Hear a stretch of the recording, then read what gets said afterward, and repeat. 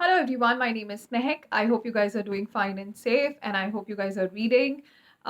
First thing, I just hope you guys had an amazing Christmas. I am currently in Lucknow. I celebrated with my family and my sister, and I'm very happy. Also, I'm enjoying the winter weather. I love winters. You get to wear, oversized clothes, and I love it. I always have cold hands and overcoats and everything. I just love winter.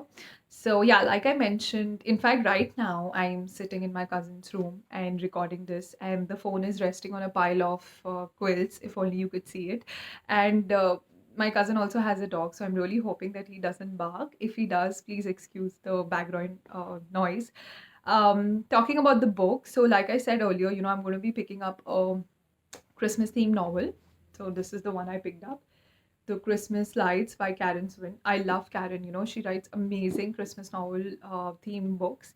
And I have read quite a few books of her in the past as well, The Christmas Lights, The Christmas in the Snow, and then this one, and I guess one or two more previously.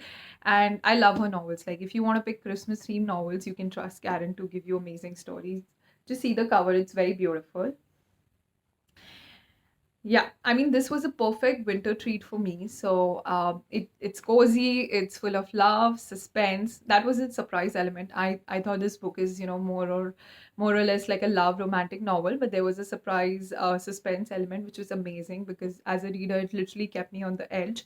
So yeah, this book has that love, suspense. It's cozy and it's set in the wilderness of Norway. So the beautiful sceneries that you read about.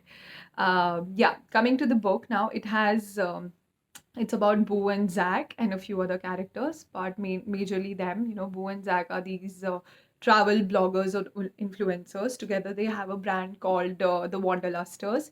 They have 9+ million followers, on Instagram, and they're not your touristy bloggers. They don't really go to tourist places, but they go to these exotic places and they talk about these locations and the life that they lead at these exotic locations, and basically they're recording their daily lives and putting it everything on the Instagram. And currently, the days leading to Christmas, they're spending at this secluded shell farm in Norway. Now, this farm is owned by Signy, who is a 96-year-old lady. It's owned by her, and along with her grandson also lives there. His name is Anders.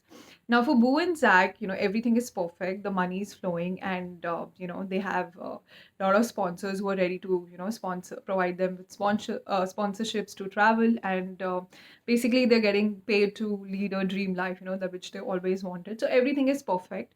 But off lately, Boo is someone who's feeling a lot of anxiety, and she feels that there is some kind of a danger lurking in the mountains or around her. Also, she feels that off lately, she and Zach do not have any of their private moments. There's no privacy for them, and with every passing day, the public eye is nudging closer to their feet. And although she shares all these with Zach and their personal photographer Lenny, who is all the time with them, they are only concerned about increasing followers. So Boo is someone who is kind of uh, off lately feeling that she and Zach really do not have their own private moments. Now, obviously, she's alone in the farm, and so she confides and befriends Signy, who's the 96-year-old owner, as I mentioned earlier. So she confides in her, and she gets comfortable with her, and they kind of have these really pep talks with each other. Now, the book, the whole narrative is, back and forth. So it takes you back in the past in 1936 when it is telling you the story of Signy, who was a young girl that time she was around 14-year old. And in present, which is set in 2018, it's telling you story of Boo. And as it's so interesting as you go ahead reading, you realize both of their story, both of their characters, like there's such common threads of events and dangers and everything that happens in their life. It's like is so similar. So as characters, what they have faced and what they're facing, so that was quite interesting. And now Boo also becomes close and become friends with Anders, who is Signy's grandson. She realized it's very easy being around him. And off lately, she, as a social media influencer, she's obviously exposed to trolls and stalkers and threats and everything. So she's obviously exposed to that as well. And like I mentioned earlier, she feels that off lately there's some kind of danger lurking around, and so she kind of confides that with Anders, and yeah, so they kind of become friends.